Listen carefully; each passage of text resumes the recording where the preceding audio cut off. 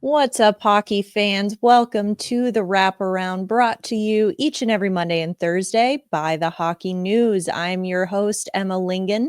I am the Nashville Predators site editor and reporter here for the Hockey News. I'm joined, of course, on this Thursday by my wonderful co-host, Michael Augello, Buffalo Sabres site editor and reporter here for us at the Hockey News. And we've got lots of bite-sized storylines to dig into from around the NHL today. But before we do want to let you know that we are brought to you by our good friends at Sticks.com. Hey, hockey players, why drop a fortune on your sticks when you can snag pro-level composite sticks at Sticks.com? That's STIX.com.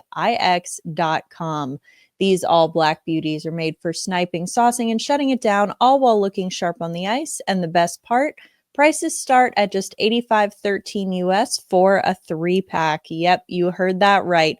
Elite sticks without the elite price. Hit up sticks.com. Again, that's STIX.com now and gear up without the markup. All right, Michael, we got to talk about the Boston Bruins. Things are not looking good for them in the immediate term right now. They've lost 6 in a row. They've dropped to 28th in the standings. The last time the Bruins had a pick in the top half of the draft order was actually in 2016 when they selected Charlie McAvoy at 14th overall. So this is kind of new territory for them, or at least territory they haven't been in a very long time. So if they end up, presumably with a higher pick this year than they've had in a long time, what's going to be the biggest need for Boston to fill at the draft, and specifically what position should they be looking at? Ironically, I think it's defense. McAvoy's an all-star, and we saw the impact he could have on a game in the Four Nations when he, walloped Connor McDavid. But he was lost for the season after that, and I think at that point the Bruins decided they needed to do a reset, and they ended up trading Marchand and a couple other players. Their defense is a disaster. I mean, McAvoy is a great player. If he can stay healthy, he's a number one defenseman. Hampus Lindholm is another excellent defenseman, but he's been injured multiple times this year. They traded Brandon Carlo. They have a good young blue liner in Mason Lohrei, and they signed Nikita Zadorov, and I think he's had a disappointing season. They just don't have the depth in the organization in terms of prospects on the blue line. So I think, they at first they need those two top guys to be healthy. But I think if they go out in free agency, they're probably going to need to target one or two defensemen to help their fortunes going forward. I definitely agree with you there. And, Boston going to be out of the playoffs for the first time in a while. One team that looks like it could be in the playoffs for the first time in quite a while is the Ottawa Senators. So specifically, I want to ask you about Travis Green. Do you think that he deserves more consideration for the Jack Adams Award this year? I mean, Spencer Carberry in Washington all but has it locked up, and that's well deserved as well, not to take anything away from the season that they've had. But Green's about to lead the Senators to their first playoff appearance in 8 years, and it's his first season with the team. So do you think that he should be in this conversation as well, too? I think he should get some consideration, definitely. It may be blunted slightly by the fact that the other team in the wild card, Montreal, nobody expected the Canadiens to make the playoffs, and Marty St. Louis has got them on this, this run lately of just, especially the games against Florida in the last few days where they win the first one, then they win the second one by scoring a goal with 6 seconds left to go, and then win in overtime. But I think Green deserves a lot of credit for making the Senators a better defensive team. I think he did that at some points in Vancouver. I do think Steve Staios, their general manager, deserves a lot of the credit because he made the trade for Linus Ullmark. If you remember, their problems have been goaltending. Matt Murray couldn't stay healthy. They had Anton Forsberg. They signed Nunes Corpusalo, and he was a disaster. Ullmark has been the goalie that they expected and lived up to the expectations. And everything sort of filters down from that, because defensively you're going to be better if you have a better goaltender. I think their offense is pretty good, but I think Green does deserve some consideration. I just don't think he's going to win it because, like you said, Carberry is going to be the runaway winner of the Jack Adams. Yeah, it's been quite a season that they have had there in Washington. Well, we have been without our weekly dose of drama ever since the soap opera in Vancouver came to an end when the Canucks traded JT Miller. So we're back with potentially some new drama on the opposite coast this week. So in New York, the Islanders head coach Patrick Roy had some choice words to say about Anthony Duclair. He was speaking to the media on Tuesday after the 4-1 loss to Tampa Bay, and he said Duclair, quote, was god awful and that he's lucky to be in the lineup. So pretty harsh criticism for a coach to say to the media about a player. And since then, we've learned that Duclair is actually going to be taking a leave of absence from the team. And we don't know that it's a direct result of those comments, but hard to imagine that it's not related. And, looking at all of the things that have gone on with the Islanders and with the criticism potentially leading to Duclair taking a leave of absence, do you think that comments like this could impact a coach's future with the team, or is this just kind of tough love holding a player accountable? Well, Patrick Roy has never sort of shrunk from saying what he thinks. He's very frank. He always has been as a player. He's the guy who said, I can't hear you because I have 2 Stanley Cups rings in my ears.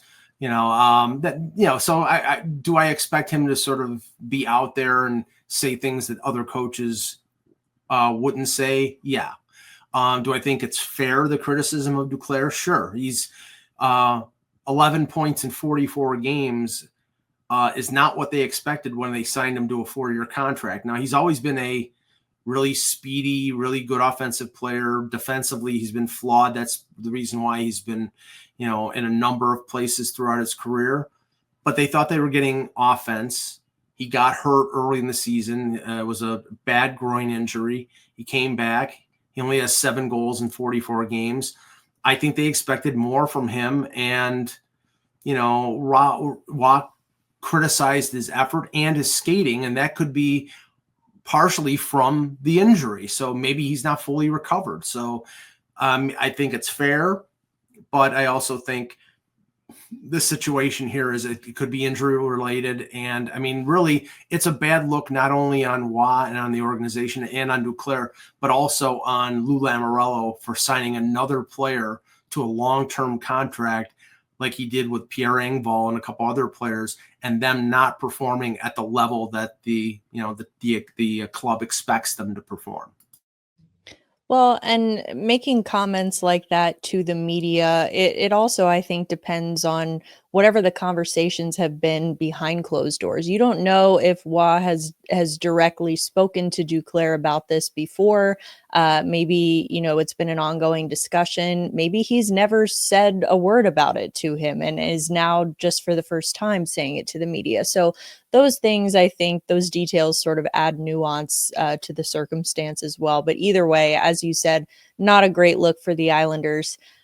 Sticking with coaches for a minute, there are 3 teams right now who have interim head coaches in place because they have moved on from their head coaches. So we've got Brad Shaw in Philadelphia, Anders Sorensen in Chicago, and Joe Sacco in Boston. So looking at those 3, are there any of those that you think are likely to hang on and stay with their teams as, a more permanent head coach replacement beyond this year? Or do you think that all 3 of those teams hire new head coaches next year? I think it's likely that none of them return. But if you're going to ask me, which one has the best chance of the 3, I think it would be Brad Shaw, simply because we know Philadelphia is going through a rebuild. And one of the things I've been critical of the Flyers over the last couple of years about is if they were going to go through a rebuild and Danny Briere came out and said we're going to rebuild, then the first thing that you needed to do was fire John Tortorella, because John Tortorella was not going to go through a rebuild. That's just not the way he's built. He's there to win. He's a veteran coach. Bradshaw has come in and Philadelphia has played well under him. Now that could simply be, a honeymoon after, the freedom of after getting out from under John Tortorella. But depending on where the organization goes and what their plan is, if they plan to try to turn things around immediately, then they'll go out in the summer and find a veteran head coach that's a better fit with a team that they have right now. I think Sacco and I think Sorensen, I think there's not a chance they're coming back, because both teams in a lengthy stretch of time have not succeeded. In fact, I think Boston got worse under Sacco than they were under Jim Montgomery. So I think both teams will be looking for veteran bench bosses, and the best chance, like I said, is Shaw. I would agree, although I tend to lean towards none of the three coming back next year. We've talked about it on the show before that, Rick Tocchet in Vancouver could be a good fit for Philadelphia. So if he becomes available, then maybe that unseats Shaw too. So we could, I think, be seeing a lot of movement this summer around the coaching sphere. All right, let's check in with the OHL playoffs. Calgary Flames prospect Zayne Parekh has 2 goals and an assist. He's got the overtime winning goal in his latest playoff game against the Erie Otters. He has set multiple OHL records this season. Where do you think that he's so young, and obviously very young in his career, but if you had to, kind of rank him among defensemen, even current NHL defensemen, where do you think that he kind of ranks at this stage in his career? Well, I mean, he's a dynamic offensive player, no doubt. He should have been on Team Canada at the World Junior and was bafflingly not selected. He probably, and he'll qualify for the World Junior next year. And if he isn't in the NHL, then he'll be playing in the World Junior. But he's got a chance to make Calgary next year, based on the fact that he scored 107 points in junior, and he, can carry the puck, and he's, like I said, has great vision and a lot of things that made him a top 10 pick in the most recent draft. But do I think he's like the best defenseman not in the NHL? No, I think that goes to a guy who was picked a few picks after him, and that's Zeev Buium at the University of Denver. Buium is going to be, and it's ironic that it's the Wild, he's going to be like Brock Faber. He's going to, Faber was at the University of Minnesota. They lost. He signed, and he went right into the NHL. I think Buium is going to sign if Denver wins at the Frozen Four. If they get eliminated, I think right after he signs with the Wild, and I think he's going to be put right in the lineup. And based on the way he's played in his collegiate career and the way he's played at the World Junior, I think he's going to be – I don't think he's going to be a superstar. I don't think he's going to be a dynamic offensive player. He's just like Faber, he's just a solid two-way defenseman and somebody who will play 20 minutes a night. Parekh might be a more dynamic offensive performer in his NHL career, but right now I think Buium is a better fit immediately in the NHL.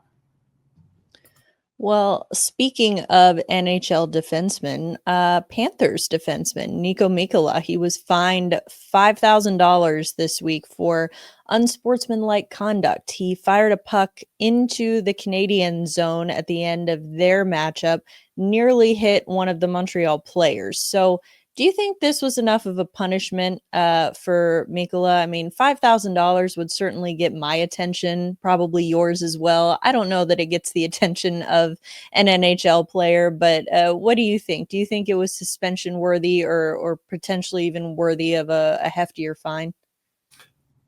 Ironically, this is the biggest penalty that anybody has received for a offense similar to what Mikkola did against Montreal. I think he would have been suspended had he hit someone.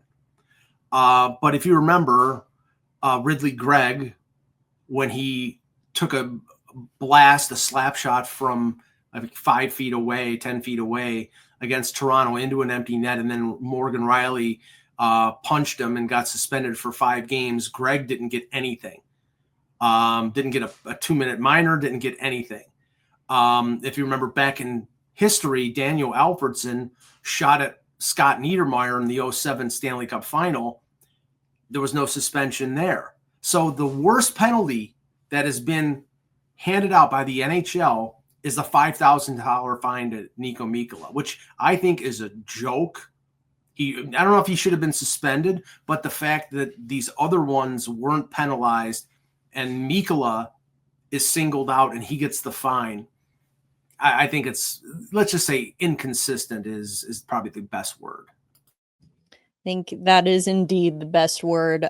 Certainly lots of thoughts on that as well. I agree with you, though. I think if he had hit someone, then it would have been a heftier punishment. Okay, let's talk about the Vegas Golden Knights. They clinched a playoff spot again. It's the 7th time in their 8-year organizational history that they are going to the playoffs. They also signed a prospect this week, Trevor Connolly, which is perhaps even more noteworthy than the fact that they made the playoffs again, because he is the only first-round pick that they have kept. And they signed him to an entry-level contract on Tuesday.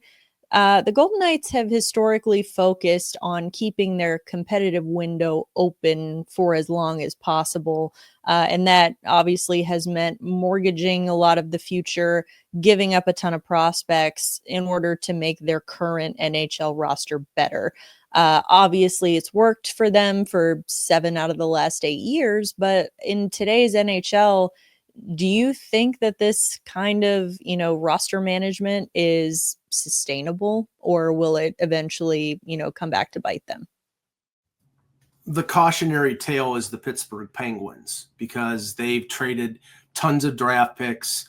They had that core group of Crosby and Malkin and Letang and a few others, and they sort of built around it and added to it and traded draft picks, and I think neglected their responsibility in terms of developing internally, even with low round draft picks. You can supplement that core group if you bring in young players, even if it's college free agents. You have a good eye for talent that way. You can do it. I mean, Vegas, it may be more sustainable now with the cap going up and the fact that everybody wants to play in Vegas. Like with Tampa Bay or Florida or Nashville or Dallas, the no tax states in the NHL. Everybody wants to play there. So they have that advantage. But you have to have draft picks and you have to have prospects to be able to trade for players. You can't just go out and sign UFAs ad infinitum. So I don't know how long they can keep doing this, but I don't think there's a shortage of players who want to play in Sin City. So maybe it can be more sustainable with them than it has been with Pittsburgh in the East. That's a good point. I think that definitely carries some weight. More players definitely want to play in Vegas, especially if they keep winning like they're doing right now. So we all know, Michael, that for any team to do well, not only to get to the playoffs, but to do well in the playoffs, you need to have solid goaltending. Looking at the playoff teams right now in the NHL, which ones do you think have the most questionable goaltending situation heading into the postseason? Well, in the East, there are 2 teams, and they sort of scream sort of instability and question and goaltending questionability, if that's the word. The one is the Carolina Hurricanes, and that's been perpetual there. It's partially been because of injury, back with Antti Ranta and Frederik Andersen. And more recently, whether Rod Brindamore has the confidence in Pyotr Kochetkov to play him in the playoffs. Now, he's played him over 40 games this year. He's had a pretty decent season. Anderson has under 2 goals against and hasn't been overly taxed during the regular season. He's only played 18 games. So I'm wondering whether they're going to go heavy with Freddie in the postseason and go away from Kochetkov. I mean, at a certain point, and Anderson's a free agent at the end of the year, at a certain point they have to go with Kochetkov or get rid of him. Either you have the confidence for this guy to be your number one, or you have to move on and find somebody else. That's why they were tied to John Gibson and a couple other players a couple other goaltenders who were on the market. The other team in the East is the Toronto Maple Leafs. And it's obvious why. You have one goaltender who appears to be the game one starter in Anthony Stolarz, and he played really well against Florida on Wednesday. He's never started an NHL playoff game. He's been a backup his entire career. Now, that doesn't mean he can't do it. And he's a veteran goaltender. I believe he's 32 years old. But 26-year-old Joseph Woll has more playoff experience than a 32-year-old Anthony Stolarz. Woll has played well in the playoffs, but it doesn't seem as if Craig Berube has the confidence in Woll to go with him. And Woll, I think, has been inconsistent at times. He had a great game against Colorado, and then he gives up 5 goals against San Jose. So I think they're going to start the playoffs with Stolarz, but if he falters, then they may have to go to Woll. And when you have 2 goalies in the playoffs, Emma, you have no goalies. You have to have one, and you have to go with them all the time. What about in the West? What do you think? Yeah, that's a great segue into who I think is far and away in the biggest trouble when it comes to goaltending in the West, and that is the Edmonton Oilers. Stuart Skinner has just not been reliable for them as a number one goaltender. And then you have Calvin Pickard, who is a perfectly fine backup. But like you said, it seems like they've got 2 goalies and they aren't, it's not clear that they're going to be able to rely on Skinner to really carry the load. He's a far cry from what he was a couple seasons ago, or even, I guess, last season when Edmonton went all the way to the final. And it's just, he's never, like you said, sort of with Carolina, it's been perpetual. Like this has been an issue for them for the last several seasons. Another team in the West, honestly, I think could be a team that Edmonton will likely face in the first round of the playoffs, and that's the LA Kings. Now, on paper, goaltending situation doesn't look terrible. I mean, Darcy Kemper has had a really good year. He's got a .919 save percentage right now. But I just think overall, this year has been not totally representative of his overall career. I think he's again had a really good career, a really good year, but I think that he, and not just he, but I think LA can get exposed by, elite offensive talent. Edmonton has elite offensive talent. So I think that is, something that they might struggle with. David Riddick is the backup in LA. And again, he's very, very streaky. He is certainly not someone that I would trust going into the playoffs as a reliable option in goals. So it really is kind of riding on Darcy Kemper. And at this point, that doesn't sound or look like a bad thing. But I think if Kemper falters, then you're in trouble.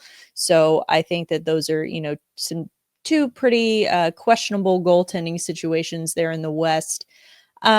All right, let's pivot. Let's talk about Lane Hutson in Montreal. He just became the 10th rookie defenseman ever to record 60 points in his first NHL season. So he's 4th in points among all defensemen, rookie or not.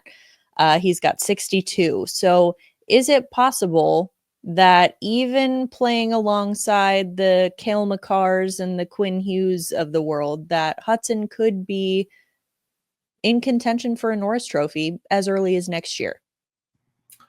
It's possible. And I just have to say this about Lane Hutson. He was drafted 62nd overall. at the 2022 draft in Montreal. And I was at that draft, and I talked with a number of draft prognosticators, and they all said this guy's got a ton of talent. And the only thing that was keeping him from being drafted in the first round was the fact that he was 5'9". Doesn't seem to matter too much right now. He's speedy. He's smart. The thing that I was stunned about is I think he has over 100 block shots because he's a very positional defenseman. Now, I still think for him to be a Norris candidate along the lines of Makar and Hughes and Fox and Heiskanen, he's going to have to be a little bit better defensively. I mean, he's good defensively. I think he has to improve that side of his game because there are no questions about his offensive game. But the Norris is not purely an offensive award. I think you have to have more two-way ability. So I think that's the only thing in his game that is not in ample supply right now, but that will come in time. So, of course, Montreal got themselves a gem at the end of the second round a few years ago. Absolutely. Well, let's wrap up today talking about the playoffs. We have, of course, already mentioned Vegas making it to the playoffs. Several other teams have already clinched their spots as well. In addition to Vegas, you've got Winnipeg, Dallas, Washington, Toronto, Carolina. So looking at that group in particular, is there one or two of those teams who've already clinched that you think are most likely to be upset in the first round? Like who do you think the surprises are going to be? Well, and we've talked about it on the show previously, that 2-3 corridor of death in the Central, especially with Dallas and Colorado. You know, if Dallas doesn't make a run to catch Winnipeg for first place, and they're only 4 points behind them. If they don't catch Winnipeg, then it's Dallas, Colorado, and Dallas, as we've said, without Miro Heiskanen, if he doesn't come back for the first round, I think, Colorado could definitely upset them. I don't think it would be that much of an upset because they're two great teams. It's the inherent unfairness of the divisional playoff setup. It should be 1-8, but the NHL doesn't seem to want to go back to that. In the East, just for your trouble of winning the Atlantic Division, if you actually do it, Toronto Maple Leafs, you get the Ottawa Senators, who have swept you in the regular season 4-0. That's the likely matchup if they do hold on to the Atlantic lead. We've seen that in the past where Ottawa dominated Toronto, and then Toronto would beat them in the regular season. I don't believe Ottawa in their history has ever beaten Toronto, but this is a different team, and this is a team that we know has a questionable reputation when it comes to coming through in the playoffs. So all the pressure will be on Toronto. None of the pressure will be on Ottawa.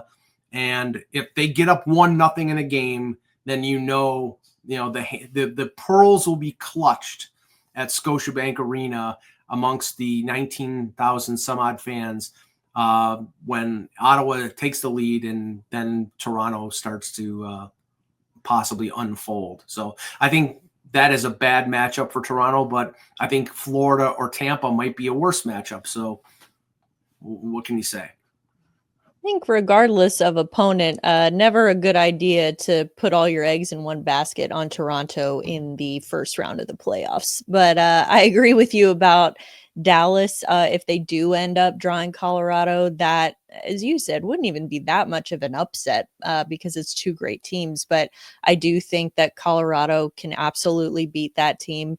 However, Dallas does have a chance. They could make a run and upend Winnipeg at the top of the division. And I will say, Dallas does face the Nashville Predators twice in their remaining games this season. So they've got a pretty good chance of getting a couple guaranteed wins and potentially making it to the top of the division there. But we will just have to see how that all plays out. For now, though, that's going to do it for today's episode of The Wraparound.